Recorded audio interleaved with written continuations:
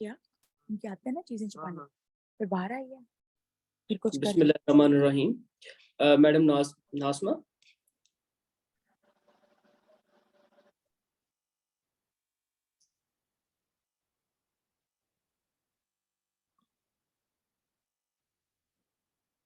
Doctor नासमा, आपको आवाज आ रही है मेरी? अस्सलाम वालेकुम सर जी, मुझे आपकी आवाज आ रही है, आपको आ रही है मेरी? जी जी, आपकी आवाज आ रही है मुझे मैडम। ठीक है, हम 2 मिनट वेट कर लेते हैं जब तक सारे ज्वाइन कर ले, यस फिर स्टार्ट करते हैं यस इंशाल्लाह। Yes yes.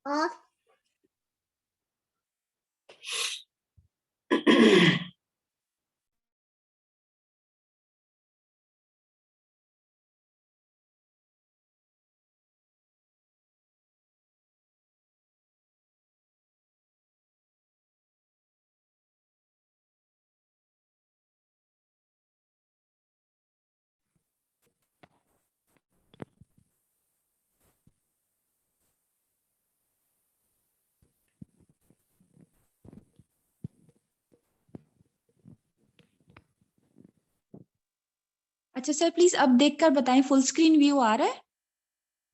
यस मैम, जी आ रहा है। ठीक।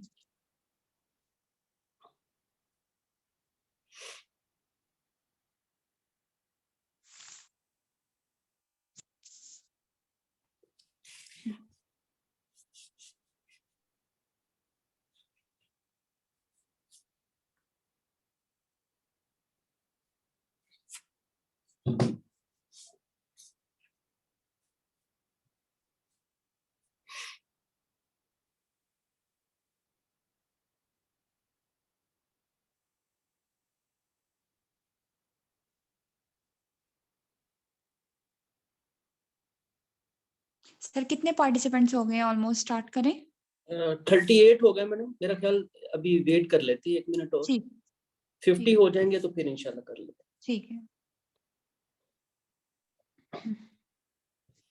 एक्चुअली हमने शुरू जल्दी कर लिया ना मैडम, 1-2 मिनट पहले कर लिया, 10:30 जी से भी, तो इसलिए जी। फिर अभी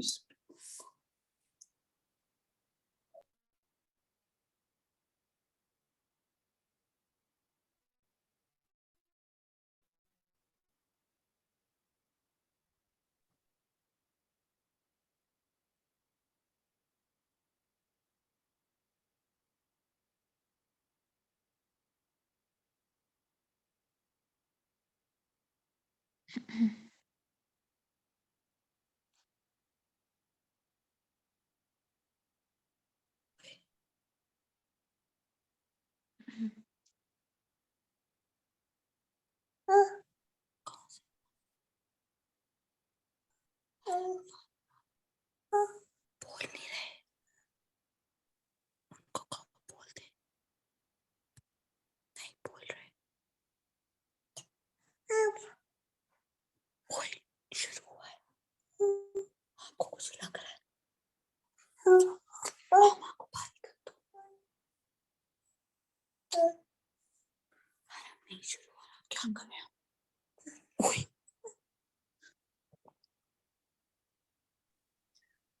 मैडम नासमा, जी सर। 58 कैंडिडेट हो गए मैडम, अगर ठीक आप है सर, ठीक है स्टार्ट करते हैं। अच्छा, आज की क्लास बहुत बेसिक है। सबसे पहले तो मैं थैंक्स करना चाहूँगी डॉक्टर नईम का, जिन्होंने, क्योंकि ज़ूम बेसिक का जो टाइम है वो 30 मिनट्स का है, तो सर ने माशाल्लाह परचेज़ किया आप लोगों के लिए ज़ूम, और अब हमारे पास जो स्क्रीन का टाइम है, मीटिंग का टाइम है, वो अनलिमिटेड है। तो अल्लाह ताला सर को जज़ा दे और जल्दी से एग्ज़ाम पास करा दे। आप सब लोग भी दुआ करिएगा, और ये भी दुआ करिएगा कि जो हमने ये स्टार्ट किया है मिशन, इंशाल्लाह हम लोग इसमें कामयाब रहें, एंड तक इसको लेके जाएँ और इसका फ़ायदा भी हो सबको। तो जो मैंने शेड्यूल बनाया है बेसिकली वो इस तरह से है कि लेक्चर जिस तरह आपको नवंबर के शेयर किए हैं, कि जो भी दे रहे हैं प्रेजेंटेशन, उनका मैंने नाम लिखा हुआ है। तो इसमें बेसिकली इस तरह से है जैसे हम डिफरेंट ऑनलाइन सेशंस अटेंड करते हैं, कि कुछ इमेजेस डिस्प्ले होती हैं और कैंडिडेट्स हैंड रेज करते हैं और वही आके बोलते हैं, ताकि आप लोगों के बोलने का स्किल, और वो जो एक खौफ है कि हॉट सीट के ऊपर बैठ के हो जाता है ना, कि पहले तो आप लोगों को सारा कुछ याद आ रहा होता है, लेकिन जब बोलना स्टार्ट करते हैं तो फिर समझ नहीं आती है किस तरह से कंपोज करें। तो मैं चाहती हूँ कि आप लोग इतना बोलें कि आप लोगों को एग्जाम में बैठ के बिल्कुल ये लगे कि ये एक रूटीन, लोगों की रूटीन ही इस तरह बोलने की है, तो हमारे लिए ये एग्जाम भी कोई डिफरेंट चीज नहीं है। ठीक है। आज की जो हम क्लास डिस्कस करेंगे, मैंने सटन के चैप्टर्स के नाम के लिहाज से ये रखा हुआ है। आप लोग जिस बुक से भी पढ़ना चाहें आप लोग पढ़ सकते हैं, जो टॉपिक्स लिखे हुए हैं। टेक्स्ट बुक कोई एक रखें, विच एवर यू लाइक। कोई एक, मैं ये नहीं कहती कि ये इंपॉर्टेंट है पढ़ने के लिए, बस जो आपको पसंद है आप वो पढ़ें, ठीक है। लेकिन कोशिश ये किया करें कि जो टास्क डेली असाइन होता है वो पढ़ के उसके बाद क्लास में अपेयर हुआ करें, ताकि फायदा हो। ठीक है। आज की क्लास को हम 3 बेसिक हेडिंग्स में डिस्कस करेंगे। एक नॉर्मल चेस्ट है, ठीक है, सेकंड चेस्ट की इन्वेस्टिगेशंस हैं, और थर्ड चेस्ट का डिफरेंशियल डायग्नोसिस है। तो स्टार्ट करते हैं पहले चेस्ट एक्सरे की एनाटॉमी के साथ। अच्छा, इस स्लाइड में पता है हम सबको, अब इस लेवल के ऊपर तो पता ही है कि कौन-कौन से स्ट्रक्चर्स क्या होते हैं। जो मेरा ये इमेज दिखाने का मकसद ये है कि जब आप देखना स्टार्ट करते हैं किसी भी फ़िल्म को, तो सबसे पहले आपने देख लिया ठीक है, कॉलिमेशन प्रॉपर हुई है, सेंटरिंग ठीक है बिल्कुल, ठीक है, पेशेंट का एक्सपोज़र प्रॉपर हुआ हुआ है। उसके बाद ना सिमेट्रिकल देखा करें, राइट और हमेशा लेफ्ट साइड को कंपेयर किया करें। और जब आप बोल रहे होते हैं कि फलाँ चीज़ भी नॉर्मल है, फलाँ चीज़ भी नॉर्मल है, तो काइंडली उसको देखा भी करें कि वो वाक़ई नॉर्मल है या नहीं। ठीक है? जिस तरह इस इमेज में देखें दिखाया गया है, ट्रेकिया है, सेंट्रल आ रहा है, और हमें पता है कि ट्रेकिया की जो स्लाइट डेविएशन होती है वो राइट साइड पर होती है, ठीक है? अच्छा, केराइना, केराइना हम यूजुअली बात कर रहे होते हैं कि जैसे जब हम बताते हैं कि वाइडनिंग है केराइना की, तो एग्जामिनर आपसे पूछ सकता है कि नॉर्मल केराइनल एंगल क्या है? तो नॉर्मल केराइनल एंगल की जो वैल्यू होती है दैट्स ऑलमोस्ट 65 डिग्री, ठीक है? अच्छा, अब या तो कोई भी आप एक चीज़ देख लें, या तो आप लंग्स पे कमेंट कर लें पहले, ठीक है? या फिर आप लंग्स को सबसे एंड पे कमेंट कर लें। मैं जो कमेंट करती हूँ वो सबसे पहले कार्डिक सिलेट पे और उसके बाद लंग के ऊपर, मतलब जहाँ भी प्रोमिनेंट आपको एब्नॉर्मैलिटी लगती है, ठीक है? तो बेसिक स्टार्ट करते हैं। हमें पता है कि जो राइट कार्डिक बॉर्डर है वो बनता है आपका सुपीरियरली एसवीसी से, उसके बाद राइट एट्रियम से, और इंफीरियरली आईवीसी से बनता है, ठीक है? जो राइट वेंट्रिकल है वो राइट कार्डिक बॉर्डर तो नहीं बताता, लेकिन जो बेस है वो बनाता है, जिसको हम कॉन्टिन्यूअस डायफ्राम साइन जब हम कहते हैं, तो जो बेस ऑफ हार्ट है उसके नीचे एयर आ रही होती है नीमोपेरिकार्डियम में। और जो लेफ्ट कार्डिक बॉर्डर है वो बनता है सुपीरियरली एओर्टिक नॉब से। एओर्टिक नॉब की जो होती है वो कन्वेक्सिटी होती है, उसके बाद एक कनकेविटी आ जाती है पल्मोनरी बे की, ठीक है, जहां पर लेफ्ट हाइलम और पल्मोनरी आर्टरी आ जाते हैं। उसके बाद लेफ्ट वेंट्रिकल है, लेफ्ट वेंट्रिकल, अच्छा, जो नॉर्मल हार्ट है हमें पता है कि ये 2/3 इसका पार्ट लेफ्ट साइड पे सिचुएटेड है और 1/3 इसका पार्ट जो है वो राइट साइड पे। अब यही वेरिएशन अगर हम पीडियाट्रिक एज का कोई देख रहे हैं एक्सरे, तो उसके ऊपर स्लाइट कार्डियोमेगाली हो सकती है, यानी नॉर्मल कार्डियोथोरेसिक रेशियो वो जो है वो 50% है। और बच्चों के केस में, या आपने अगर एपी फिल्म ली है या एल्डरली पेशेंट है, तो cardiothoracic ratio up to 60% normal consider होगी, ठीक है। अच्छा, अगर कोई भी आपसे आइडेंटिफाई नहीं हो रही कोई भी चीज़, आपको लगता है कि कार्डिक साइज़ एनलार्ज्ड हुआ है, आपको नहीं पता पेरिकार्डियल इफ्यूजन है या किस वजह से एनलार्ज, तो मेरा ख्याल है कि एनलार्जमेंट ऑफ कार्डिक सिलेट कह देना ये काफ़ी होगा, ठीक है? चैम्बर्स का कांसेप्ट इसलिए इम्पोर्टेंट है, जैसे आप एएसडी या वीएसडी या कोई भी लीजन आप उसको डिफरेंशियल उसका एक्सक्लूड कर रहे होते हैं, तो आपने ये देखना होता है कि चैम्बर एनलार्जमेंट किस चीज़ की आ रही है। सही है, इसको हम जो डिटेल में वो कार्डिक डिजीजेस वाली यूनिट में डिस्कस करेंगे। लेकिन अगर आपका जो है लेफ्ट वेंट्रिकल एनलार्ज्ड हो जाए, तो जो कार्डिक एपिक्स होती है वो टुवर्ड्स लेफ्ट शिफ्ट हो जाती है, ठीक है? और अगर राइट वेंट्रिकल एनलार्ज्ड हो तो कार्डिक एपिक्स राउंडेड अपीयर हो जाती है, ठीक है? इसी तरह लेफ्ट एट्रियम अगर एनलार्ज हो तो हमें पता है कि double cardiac right heart border जो होता है वो डबल कार्डिक का बॉर्डर अपीयर होना स्टार्ट हो जाता है, ठीक है? उसके बाद हाइला आपने देख लिया, ऑलमोस्ट दोनों हाइला इक्वल डेंसिटी और इक्वल साइज के आने चाहिए। वैसे लेफ्ट हाइलम स्लाइटली जो होता है वो लार्ज होता है और अपर भी होता है, ठीक है? उसके बाद लंग्स में हमने देख लिया, लंग की एबनॉर्मेलिटी को हम लेटर ऑन डिस्कस करेंगे कि अगर कोई ओपेसिटी आ रही है लंग में तो हमने उसको किस तरह से डिस्क्राइब करना है, ठीक है। हेमी डायफ्राम्स देख लिया, हमें पता है कि राइट जो हेमी डायफ्राम है वो नॉर्मली हायर उसका लेवल होता है। दोनों डायफ्राम्स जो होते हैं वो सेम लेवल पे भी आ सकते हैं, ये एक नॉर्मल वेरिएंट है, ठीक है। यहाँ पर अगर हमें कोई डायफ्रेगमेटिक हम्प नजर आ रहा है, कोई वेंट्रेशन नजर आ रही है, या कोई इंफ्रा डायफ्रेगमेटिक पैथोलॉजी आ रही है जिसकी वजह से डायफ्राम पैरालिसिस हुआ हुआ है या अपवर्ड मूव किया हुआ है, तो हमें इस चीज को भी देखना चाहिए, ठीक है। उसके बाद सॉफ्ट टिश्यूज पर आ जाएं तो देखिए जिस तरह इसने लेबल किया हुआ है कि ब्रेस्ट शेडोज आपने देख लिए कि आ रहे हैं या नहीं। उसके बाद एंड में आप बोन्स पे कमेंट कर दें कि बोन्स ठीक हैं, कोई इस तरह से क्लेरोटिक लेजन वगैरह तो नहीं है, क्योंकि यूजुअली जो हम एबनॉर्मेलिटी मिस करते हैं वो समटाइम्स ये होता है कि ब्रेस्ट शेडो एब्सेंट होता है और हमें नजर ही नहीं आ रहा होता उस टाइम, या एक साइड का लंग जो है वो हाइपर ट्रांसरेडियंट होता है, एक साइड का हेमिथोरेक्स। उसके बाद रेट्रोकार्डिक एरियाज जो हिडन एरियाज है लंग के, उन पे भी कमेंट इंपॉर्टेंट है, वो नेक्स्ट फिल्म में हम इसको देखते हैं, ठीक है। नेक्स्ट लेटरल फिल्म है, ठीक है। अच्छा, लेटरल अब जो होता है ना रेडियोग्राफ, ये दो तरह का होता है, राइट लेटरल होता है और लेफ्ट लेटरल होता है। जहां आपको कार्डिक प्रोमिनेंस ज्यादा नजर आ रही है ना, हार्ट का ज्यादा पोर्शन नजर आ रहा है, वो यूजुअली लेफ्ट लेटरल व्यू होता है। लेटरल इतना एग्जाम में नहीं दिखाते अनलेस के कोई एंटीरियर मीडियास्टाइनल या पोस्टीरियर मीडियास्टाइनल मैस दिखा रहे हैं और उसी की कंफर्मेशन के लिए हमें लेटरल रेडियोग्राफ दिखा रहे हैं, ताकि हम लोकलाइज कर लें कि पैथोलॉजी कहाँ है, या फिर स्पाइन को ज्यादा। अच्छा, लंग के ऊपर जब आपने कमेंट करना है तो जोनल जोन्स पे बताना है, ठीक है। हम समटाइम बोलते हुए कंफ्यूज हो रहे होते हैं एक्सरे के ऊपर और लोब लोब कही जा रहे होते हैं, जबकि लंग की तो हमने जोनल एनाटमी पे कमेंट करना है। और वो किस तरह कमेंट करना है कि लंग एपाइसिस होती हैं जो कि क्लेविकल से अबव है, ठीक है। उसके बाद अपर जोन्स हैं जो लंग के, वो कार्डिक सेलेट से ऊपर ऊपर आते हैं, ठीक है। हाइला के लेवल के ऊपर आपके मिडल जोन्स हैं और डायफ्राम के साथ साथ लंग की बेसिस हैं, ठीक है। नॉर्मल एनाटमी लंग फिशर्स की ये इम्पोर्टेंट है जब हम यूजुअली कोई कोलैप्स को मेंशन कर रहे होते हैं, या लाइक राइट अपर लोब में कोई मैस आ रहा है और फिशर जो है वो डेविएटेड है, क्योंकि डेविएशन ऑफ फिशर जो होती है वो डायरेक्ट साइन होता है लंग कोलैप्स का। तो नॉर्मल एनाटमी हमें पता है कि ऑब्लिक फिशर्स होते हैं दोनों साइड्स पे। राइट साइड का जो ऑब्लिक फिशर है वो T6 के स्पाइनस प्रोसेस से स्टार्ट होता हुआ जब एंटीरियरली आता है तो 6th एंटीरियर रिब के कंटूर को फॉलो करता है, ठीक है। और जो लेफ्ट साइड वाला है वो भी इसी तरह से है कि T4 और T5 के स्पाइनस प्रोसेस के दरमियान, T5 और T6 के स्पाइनस प्रोसेस के दरमियान में से स्टार्ट होता है, और एंटीरियरली वो भी 6th एंटीरियर रिब के कंटूर को फॉलो करता है, ठीक है।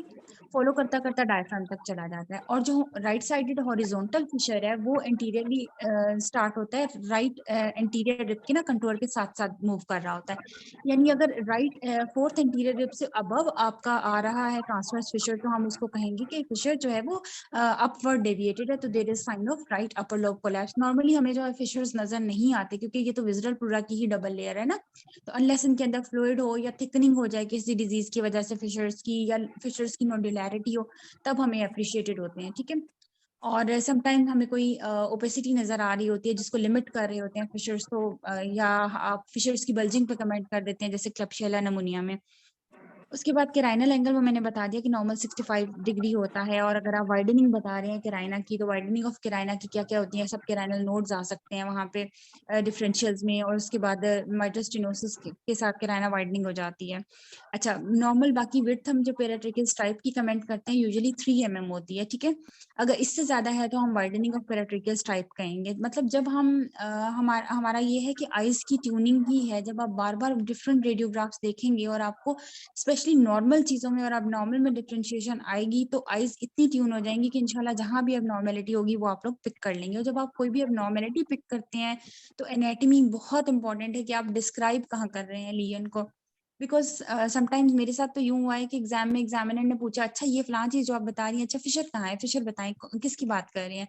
तो मैं ये सजेस्ट करूंगी कि जब भी आप एग्जाम में बोलते हैं, कभी भी फिल्म प्रेजेंट करते हैं, तो आप अपने हाथ में जो उन्होंने पेन रखा होता है पकड़ें, और पकड़ के खुद आप इस तरह से डिस्क्राइब करें कि ये आपका रूटीन फिल्म रिपोर्टिंग सेशन है। एग्जामिनर को ना कहना पड़े कि पेन उठाएं और मुझे लगा लगा के बताएं कहाँ है। अच्छा, इसमें ना इसने लंग के जोन्स को दिखाया गया है, लेकिन अलग अगेन मैं यही कहूंगी कि जोनल जोनल उसको ना कंफ्यूज नहीं करना लोब्स के साथ ना, क्योंकि लोब्स जो है ना उसकी ओरिएंटेशन इस तरह से है कि राइट लोअर लोब काफी बड़ा होता है। जब हम सीटी पे भी देख रहे होते हैं तो राइट लोअर लोब का जो सुपीरियर सेगमेंट है, एपिकल सेगमेंट है, वो ऊपर तक आ रहा होता है, क्योंकि पोस्टीरियरली राइट लोअर लोब ज्यादा जाता है। इसलिए हम जो चेस्ट एक्सरे पे डिस्क्राइब करना चाहिए वो सिर्फ जोन्स को ही डिस्क्राइब करना चाहिए। अच्छा, नेक्स्ट सीटी एक्सेल का एक इमेज दिखाया गया। अच्छा, हम ना ज़्यादा लंग के सेगमेंट्स को डिस्कस नहीं करेंगे क्योंकि उसकी जो मैंने वीडियो शेयर की है ना, वो आप लोग अच्छी तरह से देख लीजिएगा और मैं कोशिश करूँगी कि वो वीडियो खुद से रिकॉर्ड करने की लंग के सेगमेंट्स पे, ताकि वो रिकॉर्ड करके मैं शेयर कर दूँ और ज़्यादा अच्छा कंसेप्ट क्लियर हो जाए। ठीक है, इसमें ये मोटा-मोटा दिखाई गई है थोड़ी एनाटॉमी के ये स्ट्रीक्स का जो आर्टिफैक्ट आ रहा है आपकी राइट साइडेड इमेज के ऊपर ब्लू कलर का, ये सुपीरियर वेना किया हुआ है, तो हमें आइडिया हो जाता है कि कंट्रास्ट दिया है, ठीक है? और एसवीसी इसलिए आपको स्ट्रीक्स नज़र आ रही हैं कि अभी कंट्रास्ट की यहाँ पे हाई डेंसिटी है। फिर साथ उसके एओर्टिक आर्च दिखाई हुई है, कोलैप्स पीछे एसोफेगस पड़ा हुआ है, आगे ट्रेकिया आ रहा है, स्पाइनस प्रोसेस है वर्टेब्रल बॉडी का। इसी तरह से नेक्स्ट इमेज कंट्रास्ट एनहांस्ड सीटी का है और सॉफ्ट टिश्यू विंडो दिखाई हुई है। मेन पल्मोनरी ट्रंक है, अच्छा असेंडिंग एओर्टा है, डिसेंडिंग एओर्टा है पोस्टीरियरली। अच्छा, मेन पल्मोनरी आर्टरी के साइज़ को आपने असेंडिंग एओर्टा के साथ कंपेयर करना होता है। अगर मेन पल्मोनरी आर्टरी का जो ट्रंक है, मेन पल्मोनरी ट्रंक है, वो असेंडिंग एओर्टा के साइज़ से बड़ा आ रहा हो, तो दैट्स पल्मोनरी आर्टीरियल हाइपरटेंशन, ठीक है? उसके बाद एसवीसी हमने देख ली, नॉर्मल है और केराइना इस पे इसमें दिखाया गया है, बाइफरकेशन हो रही है ट्रेकिया की, ये भी ठीक है। अच्छा, नेक्स्ट ये लंग की सेगमेंटल एनाटॉमी, इसका मैं कह रही थी कि आप लोग प्लीज़ वो वीडियो अगर जिन्होंने नहीं देखी तो वो काइंडली देख लें। अच्छा, हमें जो इसमें हम डिवाइड करते हैं ना लंग को ब्रोंकोपल्मोनरी सेगमेंट्स में, होते तो दोनों साइड्स पे 10 सेगमेंट्स हैं, लेकिन जो लेफ्ट साइड है उस पे जो है एपिकल और पोस्टीरियर अपर लोब में उसको इकट्ठा एपिको पोस्टीरियर, और जो लोअर लोब में मीडियल और बेसल है उसको इकट्ठा मीडियो बेसल करके काउंट करते हैं। तो इस तरह राइट लंग के 10 सेगमेंट्स आप समझ लें और जो लेफ्ट लंग है उसके 8 सेगमेंट्स हैं। पहले हम राइट लंग के सेगमेंट्स को डिस्कस कर लेते हैं। जब हम लंग की एपेक्स देख रहे हैं, अभी ट्रेकिया ही आ रहा है, ठीक है? बाइफरकेशन नहीं हुई, तो जो सबसे पहली ब्रोंकस की डिवीजन जो निकलती है, वो एपिकल डिवीजन निकलती है राइट साइड के ऊपर, यानी एपिकल लोब सबसे ऊपर आ रहा होता है, ठीक है? राइट साइड पे। और इसी के कोरेस्पॉन्डिंग लेफ्ट साइड के ऊपर एपिको पोस्टीरियर आ रहा होता है, क्योंकि वो काफ़ी बड़ा सारा लोब होता है, ठीक है? उसके बाद अगर हम नीचे के लेवल पे जाते जाएँ, अभी केराइना का लेवल नहीं आया और एंटीरियर सेगमेंटल ब्रोंकस निकल आती है, ठीक है? उसके बाद पोस्टीरियर सेगमेंट की ब्रोंकस निकलती है राइट अपर लोब से, मतलब यूजुअली जो ग्रेट वेसल्स का लेवल है ना, एओर्टिक आर्च का आप कंसीडर कर लो लेवल और केराइना तक, ये यूजुअली अपर लोब्स के सेगमेंट्स यहाँ पर आ रहे होते हैं। फिर जब एट्रिया का लेवल आना स्टार्ट होता है, तो राइट साइड के ऊपर मीडियल और लेटरल मिडल लोब का सेगमेंट आना शुरू हो जाता है और लेफ्ट साइड के ऊपर सुपीरियर और इंफीरियर लिंगुलर। जब कार्डिक चैम्बर स्पेशली एलवी और आरवी आ जाते हैं, लेफ्ट वेंट्रिकल और राइट वेंट्रिकल, वहां पर से आपके लंग के लोअर लोअर लोब्स के सेगमेंट स्टार्ट हो जाते हैं। तो नाम इस तरह से हैं, एंटीरियर है, पाइकल है और पोस्टीरियर है राइट साइड पे अपर लोब का। लेफ्ट साइड पे है जो अपर लोब, उसके 5 सेगमेंट्स हैं। उसकी 5 सेगमेंट्स में मतलब इस तरह से कि आप जो उसकी सुपीरियर डिवीजन है उसकी एपिको पोस्टीरियर और एंटीरियर सेगमेंट्स हैं, और जो उसकी इंफीरियर डिवीजन है उसके सुपीरियर लिंगुअल और इंफीरियर लिंगुलर सेगमेंट्स हैं। फिर अगर हम लोअर लोब की बात करें तो राइट साइड के ऊपर जो सबसे पहला निकलता है वो है सुपीरियर, इसका है जो सबसे पहला निकलता है वो है इसकी डिवीजन इसमें हाँ, एक तो होता है ट्रंकस बेसालिस जिससे लास्ट 5 निकलती हैं, और जो सुपीरियर है सेगमेंट, उससे superior segment of right lower lobe निकलता है। और इसकी आगे फर्दर जो है वो इसकी हैं मीडियल, लेटरल और पोस्टीरियर और एंटीरियर बेसल सेगमेंट्स, यानी ये जो बेसल सेगमेंट्स है ये डायफ्राम के साथ-साथ आ रहे होते हैं। अच्छा, इसमें इसका जो निमोनिक है याद रखने का वो MALP है, कि मीडियल, लेटरल, ठीक है? और पोस्टीरियर और एंटीरियर, ठीक है? और जो लेफ्ट साइड के ऊपर है वो ALP है, इसका निमोनिक ना, एंटीरियर है, एंट्रोमीडियल है, लेटरल है और पोस्टीरियर सेगमेंट है। नेक्स्ट ये फिर एक इमेज है कंट्रास्ट एनहांस सीटी का, इसमें वेसल्स की, पल्मोनरी ट्रंक की और कार्डिक, इसकी ना कार्डिक चैम्बर्स की लेबलिंग दिखाई गई है। अच्छा, लेबलिंग का भी कंसेप्ट होना चाहिए क्योंकि मुझे खुद ये बार-बार भूल रहा होता था कि एट्रियम कौन-सा है, वेंट्रिकल कौन-सा है, तो ये कंसेप्ट बड़ा इम्पोर्टेंट है क्योंकि समटाइम्स वो दिखा देते हैं थ्रोम्बस आ रहा होता है वेंट्रिकल के अंदर, और वहाँ एग्ज़ाम में ये भी समझ नहीं आ रही होती कि वेंट्रिकल से निकलता क्या है और जाता कहाँ पर है। तो यूजुअली लेफ्ट वेंट्रिकल में मुझे एक दिखाया था केस, उसमें एक थ्रोम्बस पड़ा हुआ था और साथ रीनल आर्टरी के अंदर भी थ्रोम्बस आ रहा था। तो सेगमेंट इसका चैम्बर्स का कंसेप्ट भी इम्पोर्टेंट है, इसको भी एक दफ़ा देख लीजिएगा इसकी एनाटॉमी को गौर से। अच्छा, जब भी अब हमने चेस्ट एक्सरे देखना है तो रिव्यू इस तरह से मैंने कहा स्टार्ट करना है कि आपने एपिसिस जल्दी से देख ली, ठीक आ रही हैं। फिर आपने कंपैरिजन करते जाना है राइट अपर ज़ोन का लेफ्ट अपर ज़ोन से, राइट मिडल ज़ोन का लेफ्ट मिडल ज़ोन से और राइट लोअर ज़ोन का लेफ्ट लोअर ज़ोन से। जब आप कंपैरिजन करेंगे तो आपको आइडिया हो जाएगा डेंसिटी का भी और कोई इस तरह से भी कि ओपेसिटी आ रही है या नहीं। फिर दोनों हेमी डायफ्राम्स को एक-दूसरे के साथ कंपेयर कर लें, सीपी एंगल्स को एक-दूसरे के साथ कंपेयर कर लें। ठीक है, उसके बाद हिडन एरियाज़ एक दफ़ा देख लें कि एपाइसेस ठीक आ रही हैं, रेट्रोकार्डिक एरिया ठीक आ रहा है, ठीक है? और उसके बाद आप बोन्स पे और सबसे ज़्यादा इम्पोर्टेंट सॉफ्ट टिश्यूज़ पे और कॉर्नर्स पे कमेंट कर लिया करें, ठीक है? ये कंसेप्ट इसमें हिडन एरियाज़ का हम सबको पता है कि एपिसिस के लेवल पे, रेट्रोकार्डिक में, सीपी एंगल्स पे और हाइला पे, ठीक है? हिडन एरियाज़ है जिनको हमने देखना है क्योंकि समटाइम छोटा-सा कोई एपिकल निमोथोरेक्स वाइवा में तो नहीं लेकिन टॉक्स के इमेजेस में आ सकता है। अच्छा, इसमें कार्डियोथोरेसिक रेशियो दिखाई गई है, जो मैंने बताया है कि 2/3 ऑफ जो है वो आपका हार्ट लेफ्ट साइड पर और 1/3 राइट साइड पर होता है। तो इससे अगर बियॉन्ड आ रहा है, जिस तरह इस इमेज में दिखाया गया है, तो हम कार्डियोमेगाली लेबल करेंगे। लेकिन हमने देख लेना है कि चेस्ट का वो एपी व्यू ना हो या फिर सुपाइन ना लिया गया हो या फिर बच्चा या बहुत एल्डरली पेशेंट ना हो। अगर एल्डरली हो तो हम इस तरह से पहचानते हैं कि बोन्स में कोई डिजेनरेटिव चेंजेस तो नहीं आ रही या फिर age related unfolding of aortic arch या फिर किसी कोरोनरी आर्टरी वगैरह की कोई कैल्सिफिकेशन अगर हमें एप्रिशिएट हो जाती है। अच्छा, ये आप लोग हैंड रेज़ करें, जिसने भी डिस्क्राइब करना है तो फिर सरनेम अनम्यूट कर देंगे।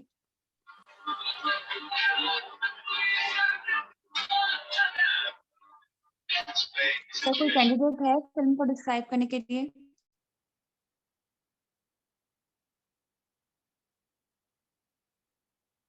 आवाज़ आ रही है? जी, जी, आवाज़ आ रही है मैडम। जी सर। जी सर, कि अगर किसी ने हैंड रेज़ किया है तो प्लीज़ किसी को कहें इसको डिस्क्राइब करें।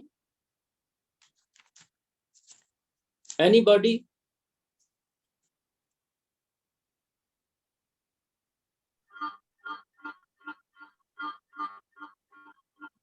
सॉरी मुझे हैंड रेज करना नहीं आ रहा, मैं अगर डिस्क्राइब करने की ट्राई जी, जी, जी, जी, आ करें। जाएँ, आ जी, जी, जाएँ। मैडम। जी, जी, करें। This is a chest X-ray frontal projection of skeletally mature patient. I can appreciate there is a triangular opacity seen in the left retrocardiac region, causing the straightening of the left heart border. And there is mild obscuration of medial aspect of the left hemidiaphragm. Trachea central left upper zone showing some hyperinflation. Right lung field appears normal. Bilateral hilum appears normal. Visualize soft tissues and bones appears normal. Keeping in view these findings, my diagnosis is a left lower lobe collapse with the hyperexpansion of the compensatory hyperexpansion of the upper segments. Next, I will do CT staging for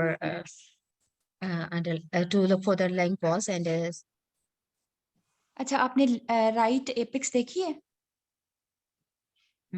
yes, हम देखिए anatomy पढ़ इसकी रहे हैं। Thickening है थोड़ी plural हाँ, thickening. हाँ, हाँ, हम एनाटॉमी पढ़ रहे हैं ना? ओके ओके, सॉरी मैं क्या शायद हम कैसे स्टार्ट कर लूं. हम एनाटॉमी पढ़े और नॉर्मल वेरिएंट्स देख रहे हैं। ओके, ये एजाइगस तो फिशर है, सॉरी. हाँ, ये ज़ाइगस फिशर है, नेक्स्ट इसी ठीक का है, सीटी है। ओके ओके, ठीक है. ठीक है? चलें तो गुड। ये वाला जो वो है वो मतलब ये कोलैप्स वाली चीज नहीं है कोई. वो एपरेंट लग रहा है, ठीक मुझे भी है, अब जब आपने डिस्क्राइब किया है, लेकिन असल में ये इमेज जो है वो ठीक ज़ाइगस है, ठीक है, नहीं ठीक थैंक यू, आप कह रही हैं कि थैंक राइट लोअर ज़ोन में ना लेफ्ट लोअर ज़ोन में एक ओपेसिटी सी आ रही है जो सेलेक्ट कर रही है कार्डिक बॉर्डर को। ठीक है, थैंक यू. ठीक, थैंक यू। ठीक है, ये सेम पेशेंट का सीटी है, ये ज़ाइगस फिशर है और हमें पता है एक्सेसरी फिशर होता है, 4 लेयर्स होती हैं इसके अंदर विज़ुअल प्लूरा की। अच्छा, उसके बाद सिस्टेमिक अप्रोच मज़ीद जो है वो आपने एओर्टिक नकल देख लिया कि एओर्टिक नकल ठीक आ रहा है, समटाइम एओर्टिक नॉब स्मॉल होती है जिससे आप वीएसडी को या ईएसडी को पकड़ते हैं, ठीक है? पैरास्पाइनल लाइंस अगर विजिबल है तो वो हमने देख ली। कोई समटाइम्स जो है वो एक्स्ट्रामेडुलरी हेमेटोपोइसिस या कोई पॉट्स डिजीज, एब्सिस वगैरह कोई हमें अप्रिशिएट हो जाती है। फिर हम कार्डिक बॉर्डर्स हमने देखने हैं। अगर राइट कार्डिक बॉर्डर ऑब्स्क्योर हो रहा है तो ये राइट मिडल लोब का कोलैप्स या कंसोलिडेशन होगी, और अगर लेफ्ट कार्डिक बॉर्डर ऑब्स्क्योर हो रहा है तो ये लिंगुलर कोलैप्स होगा या लिंगुलर कंसोलिडेशन होगी। अच्छा, अब जब हमने एक लंग के अंदर एक ओपेसिटी को डिस्क्राइब करना है ना, तो ये माइंड में पहले ये चीज रखनी है कि ओपेसिटी जो आ रही है वो लंग में आ रही है या मीडियास्टाइनम में। ठीक है, ये चीज हम क्लियर कर लें, क्योंकि पल्मोनरी ओपेसिटीज जो भी होती हैं वो लंग पेरेन्काइमा के साथ एक्यूट एंगल बनाती हैं। जिस तरह ये लेफ्ट हैंड साइड पे एक इमेज दिखाई हुई है, इसमें जो ओपेसिटी है वो मीडियास्टाइनम के साथ ऑब्ट्यूस एंगल बना रही है। ठीक है, जब भी ऑब्ट्यूस एंगल बनाती हैं तो वो मीडियास्टाइनल ओपेसिटीज होती हैं, और जो एक्यूट एंगल होता है वो लंग के अंदर की ओपेसिटी होती है। अब जब लंग के अंदर ओपेसिटी आ रही है तो हमने इस तरह से अप्रोच करना है कि अब आपने बताना है कि एयरवे की ओपेसिटी है या इंटरस्टिशियम की है, मतलब हम बात किसकी कर रहे हैं। अगर तो एयरवे की ओपेसिटीज होती हैं तो वो फ्लफी सी होती हैं और थोड़ी इल डिफाइंड सी होती हैं, उनकी हेजी आउटलाइंस होती हैं, और उनके अंदर हमें एयर ब्रोंकोग्राम्स भी नजर आ सकते हैं। ठीक है, या कोई कैविटी आ गई लंग के अंदर और उसकी भी सराउंडिंग में, फिर मैंने बताया कि हेजीनेस सराउंडिंग में, जिस तरह हम कहते हैं ना कि एयर स्पेस ओपेसिफिकेशन है, यानी वो वेल डिफाइंड चीज नहीं है। और जब आप इंटरस्टिशियम में बताएंगे तो आपने बताना है पैटर्न क्या है, रेटिकुलर पैटर्न है, नोडुलर पैटर्न है, या रेटिकुलर नोडुलर पैटर्न है।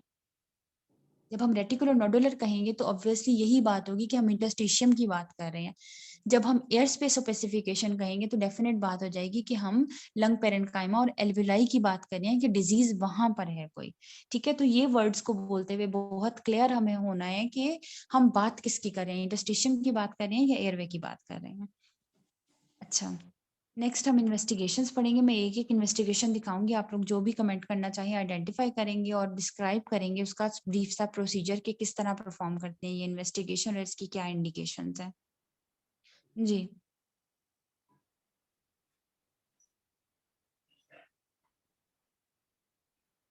एनीबॉडी?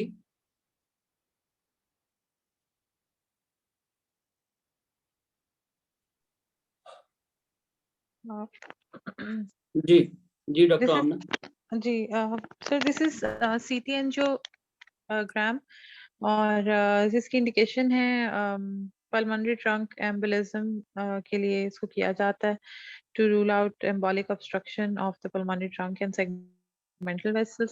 एंड इसका जो है ना प्रोसीजर मुझे अब ठीक से याद नहीं है कि कॉन्ट्रास्ट कितना देते हैं। मतलब बस मुझे ये पता है कि जब पल्मोनरी आर्टरी में 100 HU से ज्यादा कॉन्ट्रास्ट आ जाता है तो इसमें ट्रिगर हो जाता है, इमेज एक्विजिशन स्टार्ट हो जाती है। बिल्कुल ठीक है, ठीक है। हम इस तरह से करते हैं कि हम पेशेंट की आईवी लाइन एक्सेस करते हैं। ठीक है, प्रेशर इंजेक्टर अटैच करते हैं, साथ डोज वही है 2 ml पर kg of the body weight. Normally इसके अंदर जो लगता है वो almost 100 ml of the contrast लगता है। जो ROI है आपका रीजन ऑफ इंटरेस्ट, वो मेन पल्मोनरी ट्रंक पे रखते हैं। जैसे ही डेंसिटी 100 तक रीच करती है तो सीटी स्कैनर उसकी इमेजेस लेना स्टार्ट हो जाता है आर्टीरियल फेज की। ठीक है, और जब आप वीनस फेज लेते हैं तो आप पल्मोनरी मतलब आप थोरेसिक इनलेट से लेके लोअर लिम्स तक लेते हैं ताकि डीवीटी भी साथ रूल आउट हो जाए। ठीक है, इसका ये प्रोटोकॉल है।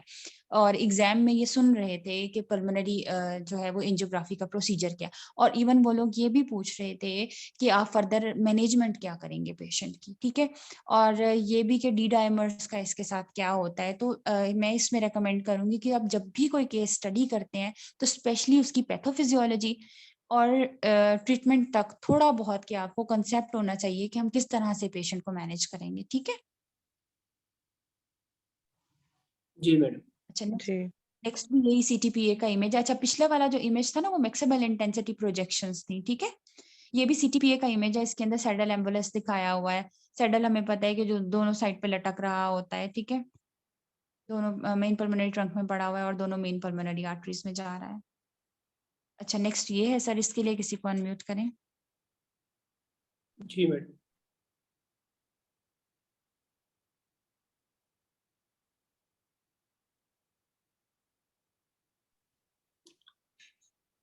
जी डॉक्टर हीरा मैडम, आप ले लीजिए केस।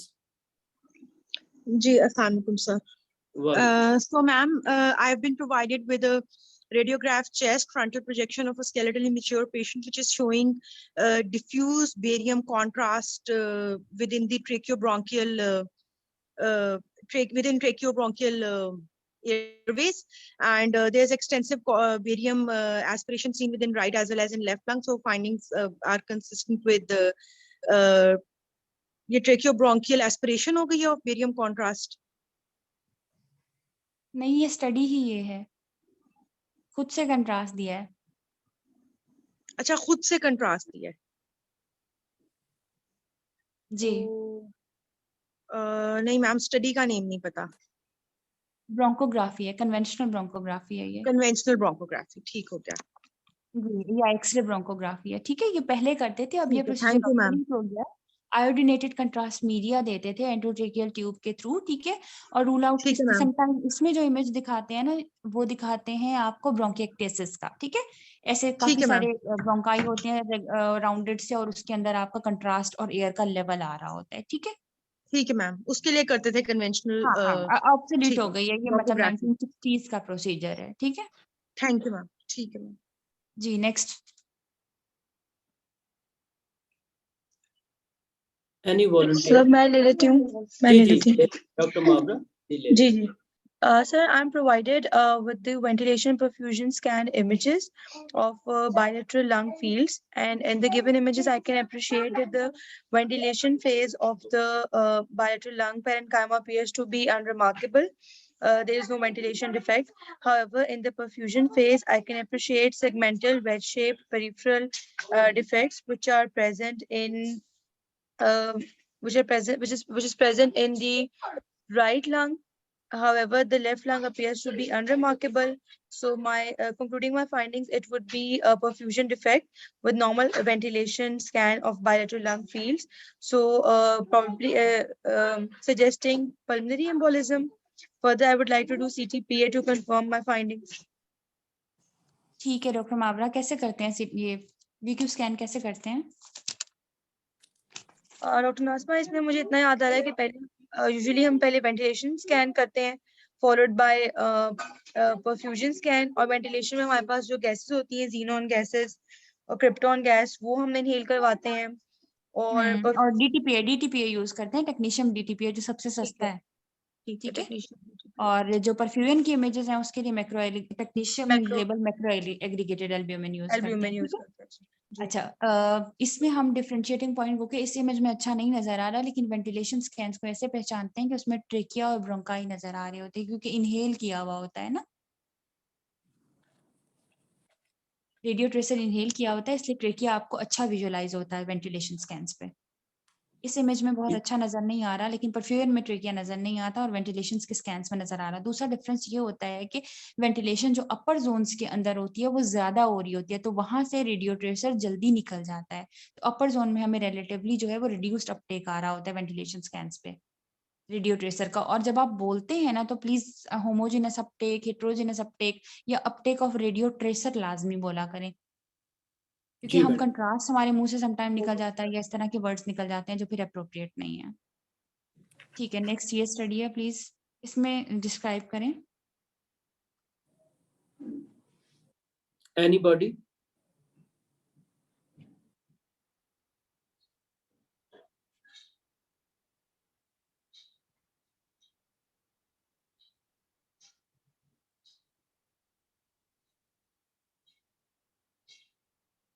जी डॉक्टर हीरा। जी अस्सलाम वालेकुम sir. So images C and D are showing bronchoscopic images which are showing homogeneous soft tissue mass including into the lumina of right bronchus। थोड़े से डिफरेंट है सी और डी इमेजेस, देखें ब्रोंकोस्कोपी ही है, लेकिन कौन सी है, सी कौन सा है और डी कौन सी है? मैडम टाइप नहीं पता चल रही। सी वाली जो है ना वो वर्चुअल ब्रोंकोस्कोपी है, सीटी से जो करते हैं हम, ठीक है। सीटी से जो करते हैं, ठीक है वो ब्रोंकोस्कोपी का इमेज है जो कन्वेंशनल प्रोसीजर है, ठीक है। जी मैम, आप समझ आ गई, मतलब सी जो है वो रिफॉर्मेटेड इमेज है सीटी का। जी, सीटी का इमेज है, रिफॉर्मेटेड है, बल्कि इसको कहते हैं सरफेस शेडिंग कहते हैं इसको, ठीक है। surface shading. जी वर्चुअल ब्रोंकोस्कोपी का इमेज, इस तरह वर्चुअल कोलोनोस्कोपी के भी इमेजेस होते हैं, ठीक है। ठीक है मैम, थैंक यू। और वही the findings are reconfirmed on the axial reformatted CT and the screenshot ले रही हूँ coronal HRCT scan, which are showing similar soft tissue density opacification Screenshot within नहीं the हो रहा। right main bronchus as well as in the right lung lower lobe segmental bronchi. जी हो एक गया। एंडोल्यूमिनल मास नजर आ रहा है, ठीक है एंडोल्यूमिनल मैस नजर आ रहा है, बिल्कुल मैम। जी। ठीक है, वर्चुअल ब्रोंकोस्कोपी और real time. Thank you ma'am. Next ये पेट है ना? हाँ ये तो पेट सिटी है, इसके अंदर क्या मेटाबॉलिक कोई ग्रोथ आ रही है? राइट हॉटस्पॉट इसमें वो अपटेक है, एड uptake. Doctor Faiza, doctor Faiza, तो मुझे कहने लगी है doctor Fatima. Doctor Faiza, doctor Fatima मैं नहीं बोल रही यार। आई थिंक सो इनका जी। Any volunteer? सर इसमें ये जी, आइडेंटिफाई डॉक्टर ये मावरा। पेट्स जी पेट सिटी है और इसमें SUV होता है स्टैंडर्डाइज अपटेक और वैल्यू होती है and it has to be greater than 2.5 in order to show its increase uptake. और इसकी इंटरप्रिटेशन आ रही है कि जिस तरह के एक हमें जो है ना left lower posterior segment of the left lower zone lobe में जो है ना हमें अपटेक नजर आ रहा है और साथ ही साथ हमें जो है वो ह्यूमरस के प्रॉक्सिमल पोर्शन में नियर इट्स हेड हमें नजर आ रहा है एक अपटेक SUV, वहां पे भी एक हमें अपटेक का वो नजर आ रहा है ट्रेसर। सो प्रॉब्ली सर ये मेटास्टैटिक हो सकते हैं। ठीक है, ह्यूमरस के अंदर एक मेटाबॉलिकली एक्टिव लिगेंड पड़ा हुआ है और साथ लंग में उसका मेटास्टेटिक डिपॉजिट आ रहा है। जो स्टैंडर्डाइज अपटेक वैल्यू है इसकी अगर 2.5 से अबव हो तो सिग्निफिकेंट है और 2.5 से आई थिंक 4 पॉइंट समथिंग के दरमियान में हो तो आप हाई प्रोबेबिलिटी कहते हैं। मुझे SUV की वैल्यू अच्छी तरह याद नहीं है, ये मैं देख के ग्रुप में शेयर कर दूंगी या किसी और को इसके वैल्यू का आइडिया है, क्योंकि हाई इंटरमीडिएट और लो इसकी भी प्रोबेबिलिटी होती है। जी डॉक्टर आमना कह रही अच्छा, है इसमें कि जो आपने बताया मैडम वो ठीक बताया, तो भारत इसको मजीद भी देख लेंगे। हाँ, इसको मजीद कंफर्म कर लेंगे। अच्छा, और हम इसमें यूज क्या करते हैं, किस तरह करते हैं पेट? 11 फ्लोरोडिऑक्सी ग्लूकोज यूज करते हैं ना, ठीक है। अच्छा नेक्स्ट। Yes anybody? जी जी सर। डॉक्टर जी डॉक्टर शुमाइला। सर ये जी जी गैलियम स्कैन है, गैलियम 68 इसमें यूज करते हैं और यहाँ पर इसकी इंटरप्रिटेशन ये है कि इसमें अपटेक इंक्रीज अपटेक आ रहा है बायलिटरल जो है वो पैरोटिड ग्लैंड्स के अंदर और स्लाइवरी ग्लैंड्स के अंदर और right paratracheal and bilateral hilar region में। तो ये सार्कोइडोसिस को इंडिकेट कर रहा है। इसके अंदर जो स्लाइवरी ग्लैंड्स के अंदर पैरोटिड ग्लैंड के अंदर जो अपटेक आ रहा है वो पांडा साइन बन रहा है और जो राइट पैराट्रेकियल स्ट्राइप और बायलिटरल हाइलर रीजन में अपटेक आ रहा है वो लैम्डा साइन बन रहा है। तो ये साइंस जो है वो टिपिकली सार्कोइडोसिस के लिए होते हैं। ठीक है, गैलियम 67 हम इसमें यूज करते हैं, गैलियम साइट्रेट, ठीक है। ये जो हमारा क्रोनिकली डिजीज टिश्यू होता है उसके अंदर लेक्टोफेरिन और ट्रांसफेरिन के साथ जाके बाइंड करता है और आपको बताता है कि मेटाबॉलिकली एक्टिव डिजीज है या नहीं, यानी इसका भी पेट जैसा ही रोल है। पेट भी इसी तरह से जहां पर अपटेक होगा वो मेटाबॉलिकली एक्टिव चीज होगी और जहां अपटेक नहीं होगा वो इनएक्टिव चीज होगी, या एक्टिविटी और इनएक्टिविटी को डिफरेंशिएट करने के लिए। दूसरा इसका यूज क्रोनिक ऑस्टियोमाइलाइटिस में भी है। अच्छा, नेक्स्ट हमारा थर्ड सेक्शन है डिफरेंशियल डायग्नोसिस का। इसमें आपको डिफरेंट इमेजेस दिखाएंगे और आपने DD बतानी होगी, ठीक है? जी सर। Yes anybody?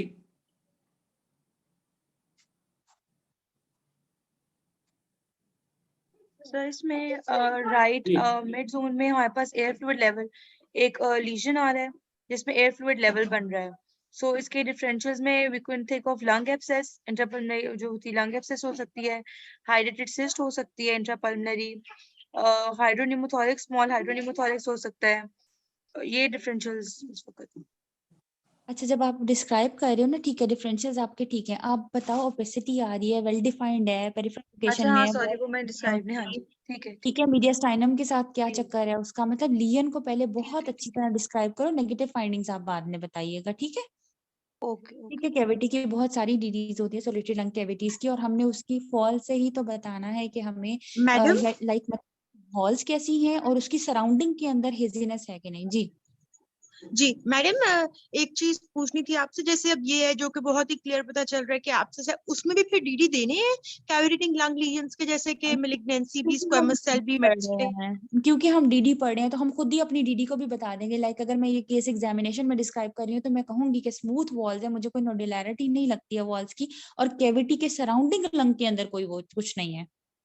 ठीक है, ठीक मैम, अगर ठीक इफेक्टिव मैम, एटियोलॉजी हो ना तो कैविटी के सराउंडिंग लंग के अंदर भी हेजीनेस होनी चाहिए,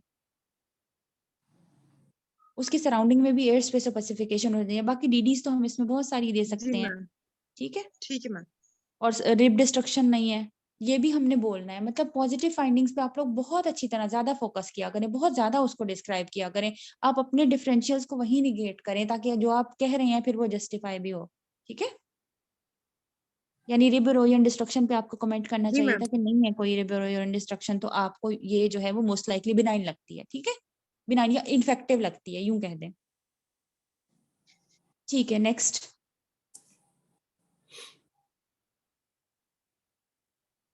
Yes, anybody? ठीक जी है। डॉक्टर शुमाइला। जी I'm madam. provided with X-ray chest frontal projection of a skeletally mature patient. Here I can appreciate that there are appreciated bilateral symmetrical confluent perihilar opacities extending from the hilar to the periphery. I cannot appreciate any cavitation, air fluid level, or within these opacities. Uh, Trachea is central in location. Both hyla appears normal. Cardiac size is within the normal limit. Both CP angles appears sharp. Below the diaphragm, I cannot appreciate. I can appreciate the gastric bubble at its normal site. Visualized skeleton appears unremarkable. So, considering these findings, my provisional diagnosis is non-cardiogenic pulmonary edema, and the differential for these battering type of appearance are PCP, pulmonary hemorrhages, and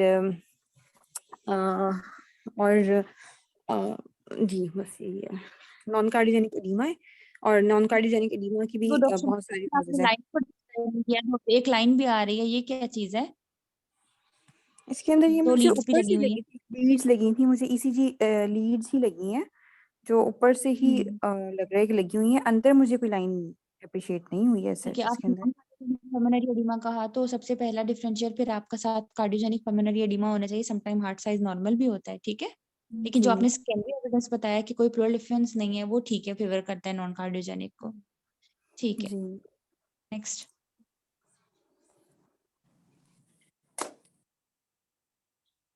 Yes, anybody?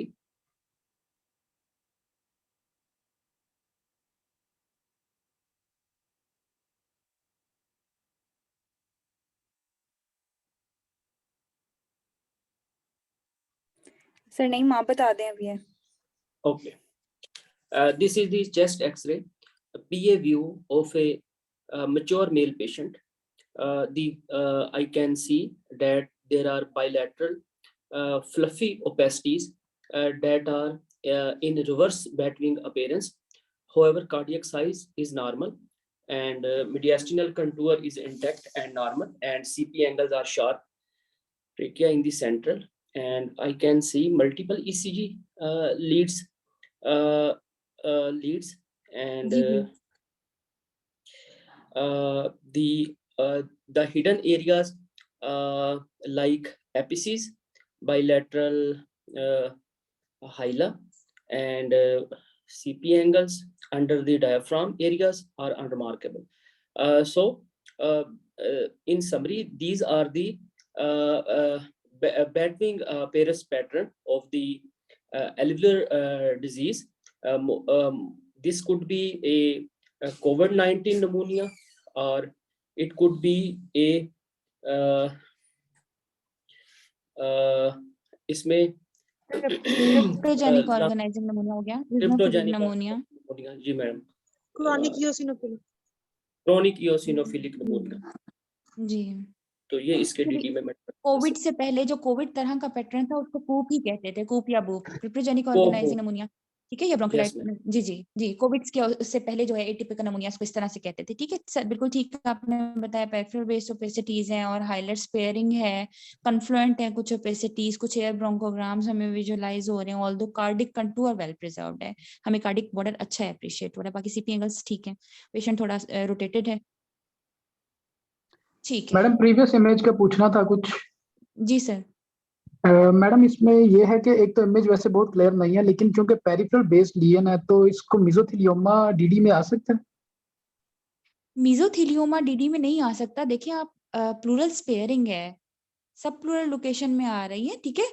मीजोथीलियोमा में plural thickening होती है। एक चीज मैं आपको बताऊं, plural thickening होती है और जिस साइड पे आ रही होती है ना प्लूरल थिकनिंग, उस साइड का हेमिथोरेक्स छोटा होता है, फ्रोजन होता है, और लंग मतलब जो आपका मीडियास्टाइनम वगैरह वो उस साइड पे पुल्ड होता है, ठीक है। जी जी मैडम, वो एक्चुअली ये चेस्ट मस्कुलर वॉल प्लूरल के साथ थिकनिंग मैम थी बहुत इसलिए अच्छी, जी जी नहीं फॉल के साथ है, लेकिन आप देखिए सब प्लूरल फिर भी स्पेयरिंग है, सब प्लूरल लोकेशन में कुछ आ रही है, कुछ स्पेयर्ड है, और आपको लुक से कैसे लग रही है, फ्लफी, और कोई चीज जो है वो लंग के अंदर है, ठीक है। मैं यही कह रही थी कि जब भी आप एक्सरे को देखें, आप अपने जहन में सबसे पहले ये बिठा लें कि ओपेसिटी लंग के अंदर है कि नहीं, क्योंकि लंग के अंदर है तो फिर और डीडीज आ जाएंगी, चेस्ट वॉल के अंदर है तो फिर और डीडीज आ जाएंगी, ठीक है। जी madam. Ji ji anybody?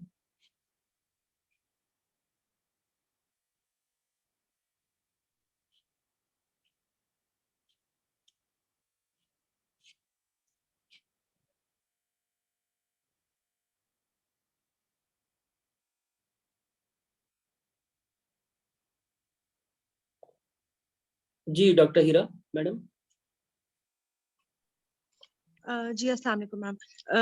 I've been provided with radiograph chest of frontal projection of a skeletally mature patient. Actually, two images have been provided. On the first image, there is we can see that there is an area of homogeneous opacity beneath the right hemidiaphragm, along with elevation of the right hemidiaphragm, and there is no air fluid level or any lucency under the hemidiaphragm. However, on the subsequent image that has been provided along with it, there is relative lucency within the same region within the right lung lower zone, with well-defined, marginally thick-walled. अच्छा, अभी आप ना right image पे, left image पे ही रहें, ठीक है। Left, ठीक है मैम। हाँ, लेफ्ट इमेज पे ही रहें, और आप ये देखें ये जो रेज्ड है राइट हेमिडायफ्राम, आपने ठीक बताया, इसने लंग को कहीं, वो हार्ट को कहीं पुश किया हुआ है। मैम माइल्ड डेविएशन है, हाँ, लेफ्ट स्लाइड वर्ड जी, डेविएशन है ना हार्ट की टुवर्ड्स स्लाइड द डेविएशन है कॉन्ट्राडिक्टरी हार्ट की टुवर्ड्स लेफ्ट, साइड। और however CP angles are clear. Ma'am इसमें तो फर्स्ट ठीक इमेज है। पे तो first possibilities of eventration, subpulmonic effusion और ठीक है, सब इवेंट्रेशन, कॉन्ट्राडिक्टरी आप दे दें, इवेंट्रेशन दे दें, डायफ्राम की डायफ्रेगमेटिक इवेंट्रेशन, पैरालिसिस हो सकता है, ठीक है। डायफ्रागमेटिक पैरालिसिस हो सकता है। अच्छा, जो नेक्स्ट अब इमेज आप देखें, जो आपको एक, ठीक है, एक ल्यूसेंसी आ रही है in the subdiaphragmatic region, और एलिवेशन है आपको अपरेंट लग रही है हेमिडायफ्राम की, उसके नीचे आप लिवर बॉर्डर को ट्रेस करें, और ये जो ल्यूसेंसी सी आ रही है, इसके अंदर मार्किंग्स कुछ आ रही हैं? आ रही है मैम, इसके अंदर मार्किंग्स, एक ल्यूसेंसी है, thick walled, marginally thick walled lucency है, जिसके अंदर सेप्टेशंस लग रही हैं। तो हॉस्टल फिर मार्किंग्स मैम है ना, ये हेपेटिक, ये कॉस्टल मार्किंग्स है, ये हॉस्टल मार्जिन्स हैं, हॉस्ट्रा है हॉस्टल, हमारे ठीक यहाँ, है, हॉस्ट्रा है, ठीक है। ठीक ठीक ठीक ठीक ठीक है, ये शेलिटी सिंड्रोम है, जी जी, किलाइडिटिस सिंड्रोम है, ठीक है। इंटरपोजिशन हो ठीक जाती है है हेपेटिक फ्लेक्चर की between the diaphragm and the between the liver. Diaphragm and the liver, अगर ठीक है यही मैम, लेफ्ट उसमें साइड पर हो, हॉस्टल है, वो शेलिटी है। अगर लेफ्ट साइड पर स्प्लिनिक फ्लेक्चर आ जाए इनके दरमियान में, फिर रिवर्स किलाइडिटी हो जाता है, ठीक है। ठीक है मैम, ठीक है मैम, थैंक यू, ये नहीं आता था, ठीक मैम। ये भी दो डिफरेंट इमेजेस हैं।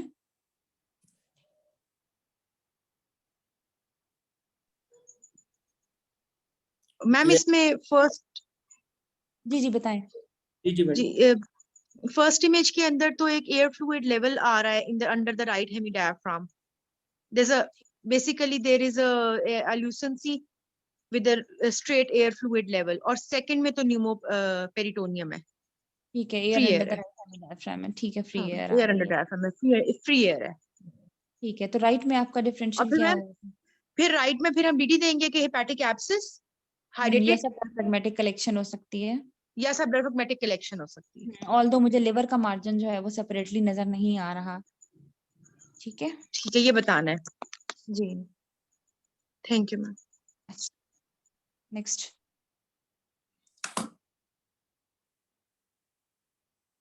जी डॉक्टर, नोट 20। Assalamu alaikum, sir. वालेकुम सलाम madam. I'm provided with extra chest frontal and lateral projection. I can appreciate a well-defined opacity arising, having a broad base towards the mediastinum, forming an obtuse angle with the lung.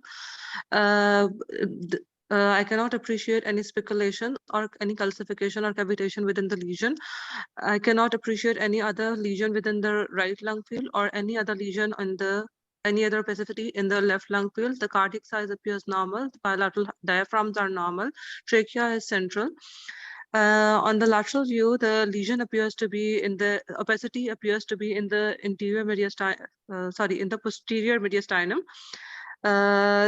Considering the finding, the possible differential would be of posterior mediastinal mass. Most likely, it could be neurofibroma or any lesion arising from neuroenteric cyst भी हो सकती है। ठीक है, neurogenic tumours आ गए ना posterior मीडियास्टाइनम के अंदर, जो भी न्यूरोजेनिक है, न्यूरोएंटेरिक सिस्ट आ गई, न्यूरोफाइब्रोमा आ गया, या फिर न्यूरोब्लास्टोमा वगैरह, इन सब की डीडी। लेकिन न्यूरोब्लास्टोमा की तो ये एज नहीं है, पेशेंट की एज ज्यादा है। अच्छा, जब आपने लेटरल चेस्ट एक्सरे देखना है ना, तो आपने सबसे पहला जब देखना है तो इस तरह का कोई आ गया तो आपके जहन में दो ही डिफरेंशियल है ना, या एंटीरियर मीडियास्टाइनम का या पोस्टीरियर का। तो रेट्रोस्टर्नल आपने स्पेस देख ली, वो क्लियर है। जब आप पोस्टीरियर मीडियास्टाइनम के मैस पे कमेंट कर रहे हैं तो फिर वर्टेब्रल बॉडी की डिस्ट्रक्शन पे लाजमी कमेंट करना है कि आपको कोई डिस्ट्रक्शन एपरेंट हो रही है यहाँ पर या नहीं। ठीक है, फिर डीडीज और नैरो हो जाएंगी, बाकी ठीक है बिल्कुल। इस इमेज में वर्टिब्रल बॉडीज इतनी अच्छी अप्रिशिएट नहीं हो रही ना, नहीं हो रही ओपेसिटी की वजह से।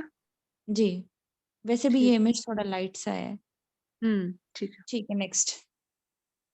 एक्सक्यूज मी मैम, जी जी मेरे क्वेश्चन था पिछले इमेज पे। जी।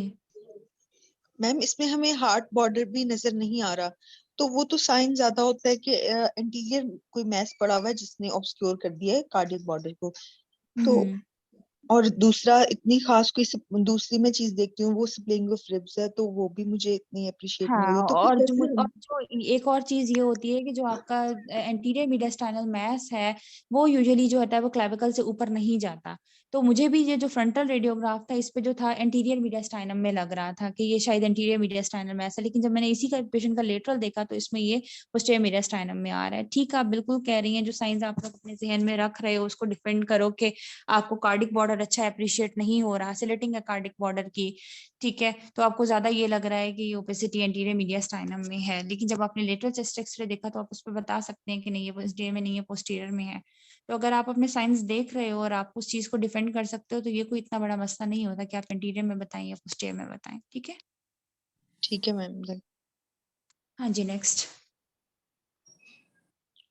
जी, एनीबॉडी? जी doctor Ambar. Assalamualaikum. I am provided with extra chest frontal projection of a skeletally mature male patient in which I can appreciate bilateral lobulated hilar lesions predominantly. However, the right parietal stripe does not appear to be widened. Rest the lung fields appears unremarkable. No cross bony pathology seen. Soft tissues are unremarkable. Keeping my differential would include bilateral sarcoidosis or lymphoma leukemia. ठीक है, TB, lymphoma, It could be sarcoidosis जो done भी आप for बताना further चाहें, workup. लेकिन क्योंकि हमने अब इन दोनों चीजों को बता दिया कि सार्कोइडोसिस अगर बता रहे हैं तो फिर आपको स्टेजिंग भी बतानी चाहिए कि ये कौन सी स्टेज आप इसको बना रहे हैं। ठीक है, स्टेजिंग वगैरह फिर हम जब माइथेलिनियस चेस्ट कंडीशन है नेक्स्ट चैप्टर पढ़ेंगे तो फिर इनको ज्यादा डिटेल में पढ़ेंगे। ठीक है, next. Thank you. Yes.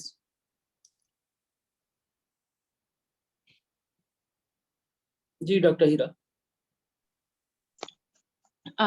Okay, so I have been provided with radiograph chest frontal projection of a skeletally mature female patient showing hyperlucent, hypertransradiant left hemithorax with preserved lung markings, and left CP angle and cardiophrenic angles are preserved. There is no abnormality within the cardiomediastinal contour or the hemidiaphragms. However, I can appreciate that the left breast shadow is missing, is absent, surgical, likely being surgical. So I'd like to correlate with history of mastectomy in this patient, and my provisional diagnosis would be left sided mastectomy in this patient. DD में फिर अभी तो finding दिख गई है, अगर ये ना नजर आए तो फिर सारा डीडी देंगे कि मैक्लियोड सिंड्रोम, मगर इसके हाइला सिमेट्रिकल है, पोलैंड सिंड्रोम, ठीक है, और हाइपर ट्रांसरेडियंट के 3 ही होते हैं, पोलैंड्स, मैक्लियोड्स, स्वेर जेम्स तो वही हो गया, और एब्सेंट ब्रेस्ट शैडो। ठीक है, और फॉरेन बॉडी मैम, ठीक है, अगर बच्चा हो तो बहुत इम्पोर्टेंट फॉरेन बॉडी, और अगर बच्चा आपको नहीं भी नजर आ रही फॉरेन बॉडी तो बच्चे समटाइम रेडियोल्यूसेंट फॉरेन बॉडीज भी डाल लेते हैं, जैसे पिनट्स वगैरह। ठीक है, ठीक मैम, जी ma'am, thank you ma'am.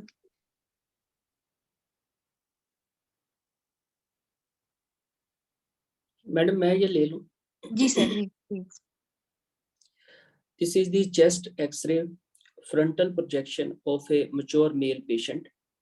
I can appreciate that there is lucent lesion in the left middle and lower hemithorax, which is displacing the mediastinum towards the right side.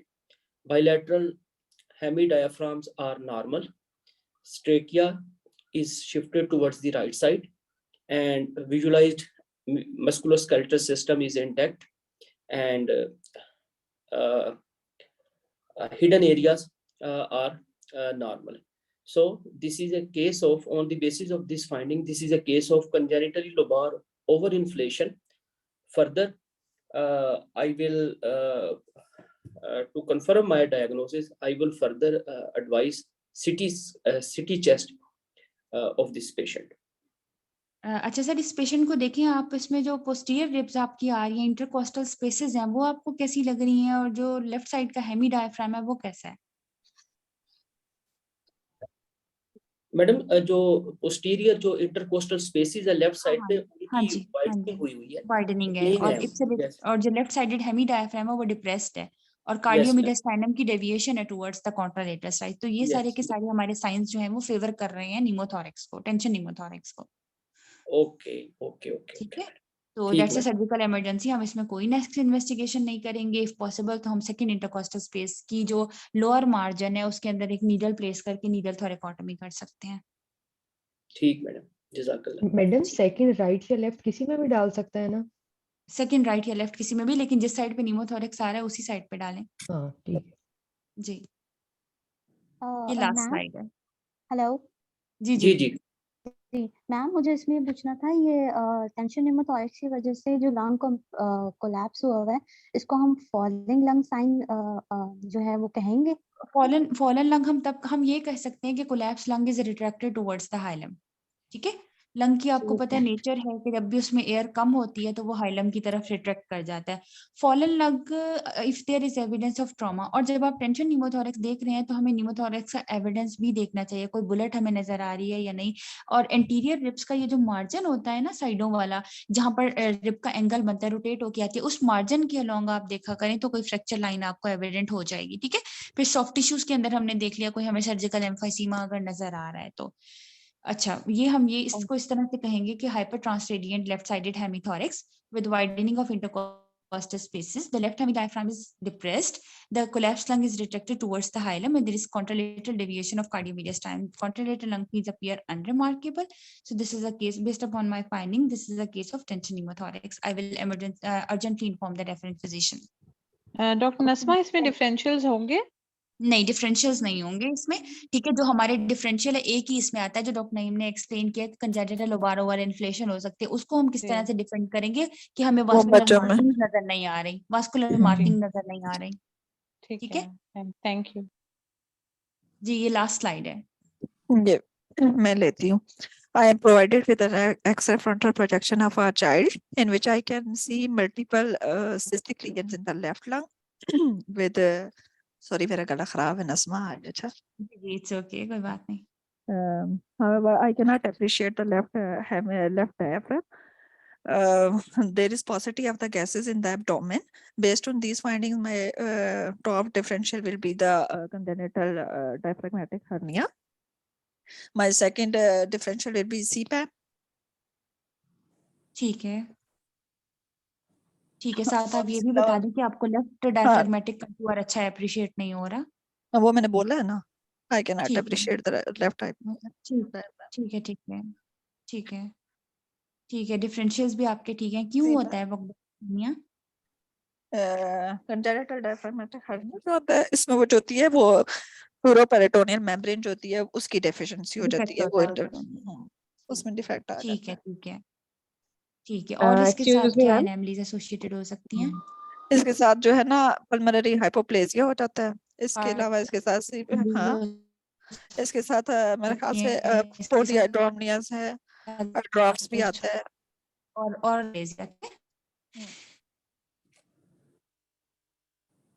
आवाज आ रही है? जी मैडम आवाज आ रही है.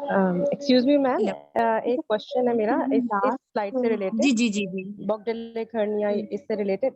मैम इसमें ना जब ट्यूब्स मतलब एक पेशेंट दिखाते हैं उसमें ट्यूब्स लगी हुई हैं एचएस एक्सरे में आ रही है तो हमें बताना पड़ेगा कि कौन कौन सी हैं या हम जनरली कह सकते हैं कि patient seems to be in an ICU generally आप सेटिंग कह विद सकते हैं कि मल्टीपल मल्टीपल ट्यूब्स हैं न्यूनेटल पेशेंट है. इसका मतलब है कि बेबी सिक है. आप ये बताना चाह रहे हैं कि एनजी है ये है फलां है. ठीक है जो भी आप डिस्क्राइब करें मतलब ये कि बच्चा सिक है. ठीक है यानी आईसीयू केयर का पेशेंट है. ये आपको क्लियर हो अच्छा जाएगा. अगर मैडम बड़ा मैं है. इसमें जी सर. मैडम नाज़मा मैं इसमें जी ये सर. पॉइंट ऐड करना चाहता हूँ जी सर. कि हम किसी भी स्टेशन पे जब बैठते हैं ना तो ये जो मेडिकल डिवाइसेस होती हैं वो हमें सबसे पहले यही कहा जाता है ना कि जब कोई मेडिकल डिवाइस आप देखें तो सबसे पहले उसी को ही बोलें.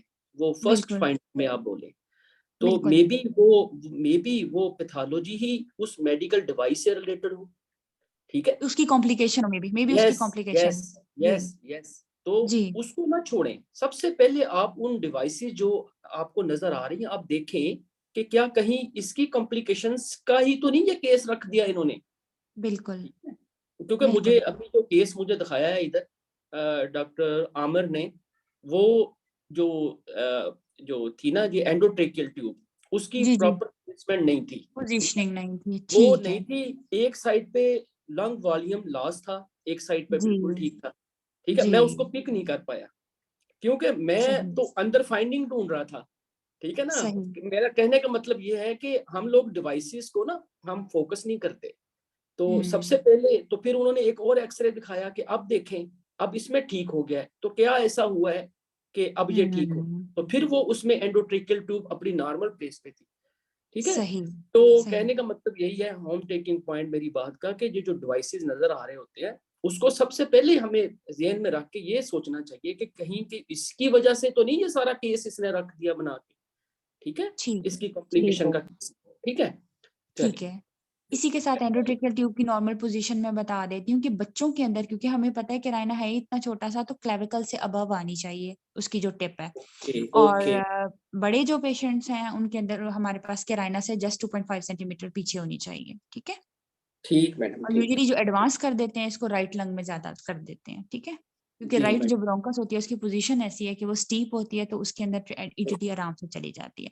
अच्छा ये हमारी लास्ट स्लाइड है. ऑल्दो पार्टिसिपेंट्स ने अच्छा पार्टिसिपेट किया बट मैं इससे भी ज्यादा एक्सपेक्ट करती हूँ कि आप लोग एक्टिवली पार्टिसिपेट करें ताकि आप लोगों की यहाँ पर बोलने की प्रैक्टिस हो और वहाँ आपको सीरियसली इस तरह से लगे कि ये बिल्कुल ही मेरी तो रूटीन ही यही है बोलने की. तो आप लोग इतना अच्छा प्रैक्टिस करें. इंशाल्लाह हम लोग सारी ही चीजें इसमें कवर कर लेंगे. 28 जनवरी को हमारी इस तरह से ये एंड हो जाएंगी और उसके बाद मेरा ये इरादा है कि जो फेब का मंथ तक बचता है आपका, मतलब एग्जाम तक टाइम जितना भी, उसमें हम सोशल सिक्योरिटी, ब्रिगेडियर अशरफ और ये सारे फोल्डर्स को सिस्टमेटिकली डिस्कस करें, ताकि सबकी सब चीजों की ही रिवीजन हो जाए अपने टास्क से रिलेटेड। तो फायदा तब है जब आप सब लोग बोलेंगे। और दूसरा एक इम्पॉर्टेंट मैंने चीज कहनी थी, वैसे तो आज पार्टिसिपेंट्स कम हैं, लेकिन अगर आगे इस तरह से हुआ कि पार्टिसिपेंट्स जो हमारे वो 100 से अबव हुए, तो जूम की 2 तरह की सब्सक्रिप्शन होती है। एक तो सर ने जो परचेज की है, जिसमें हमारा जो मीटिंग टाइम है वो अनलिमिटेड है, वो सर ने अपनी तरफ से पे किया है 3000। तो अगर पार्टिसिपेंट्स बढ़ाने हुए तो उसकी 17,000 अलग से हमें पेमेंट करनी पड़ेगी मंथली सब्सक्रिप्शन की। तो उसका फिर ये है कि आप लोग 200 ईच या 150 ईच जितना भी हुआ वो कंट्रीब्यूट कर दीजिएगा, ताकि हम लोग ये बाय कर सकें। पहले तो देखें, हम कुछ दिन देखते हैं, अगर तो पार्टिसिपेंट 100 तक रहते हैं तो फिर तो परचेज करने के टाइम वो ही नहीं आएगा, लेकिन अगर ज्यादा होते हैं तो फिर इंशाल्लाह इस बारे में सोचेंगे। ठीक है जी। मैडम आज भी 100 से जी ऊपर सर। गए हैं, मसलन अच्छा 100 के आके मुझे अच्छा, मैसेज आए हैं कि सर आगे आपने सही। वो पेड नहीं खरीदा ओ वर्जन जो है, सही तो सही सही वो एक भी सर। फिर पार्टिसिपेंट अगर अगर मैडम न रह जाए तो फिर इशू तो है ना, जी जी भाई, एक एक भी रह पार्टिसिपेंट जाए है तो इशू है। और तो मेरा ख्याल है कि 150 रुपीज या 200 रुपीज ये कोई बड़ी मैडम मेरा अमाउंट तो ख्याल है नहीं है कि शेयर 100 करने वाली। 100 या 150 में इंशाल्लाह जो है ना हम इंशाल्लाह। जी जी अगर जी पार्टिसिपेंट सर। ज्यादा हो जाएंगे ऑफ कोर्स इंशाल्लाह 150 200 तक जाएंगे ये, तो ठीक है 100 भी इंशाल्लाह हम कर लेंगे इसमें, क्योंकि ठीक एक है। बंदे के ऊपर मैडम ये 15,000 या 16,000 नहीं वो नहीं सर, ये बहुत ज्यादा ज्यादा है, होता है, ये बहुत डेली बेस ज्यादा वो बर्डन है, मंथली बिल्कुल। बेसिस पे वो फिर ज्यादा हो जाता है। बहरहाल जी जी इंशाल्लाह क्योंकि ये इंशाल्लाह। सबका इसमें है, तो इंशाल्लाह मैडम बिल्कुल बहुत अच्छा बिल्कुल। सेशन आपने लिया, अल्लाह ब्लेस यू मैडम, बहुत हमें जज़ाकल्लाह सर, बहुत बहुत आपकी बहुत सपोर्ट के फायदा बगैर हुआ मैडम, पॉसिबल नहीं होता है। अल्लाह एटलीस्ट ब्लेस मुझे ये टेंशन नहीं थी कि टाइम खत्म हो जाएगा। Thank you so much sir, thank you Allah so bless much you madam, everyone. Allah bless you thank madam, you sir, take thank care you madam, sir, Allah Allah हाफिज़ हाफिज। मैडम।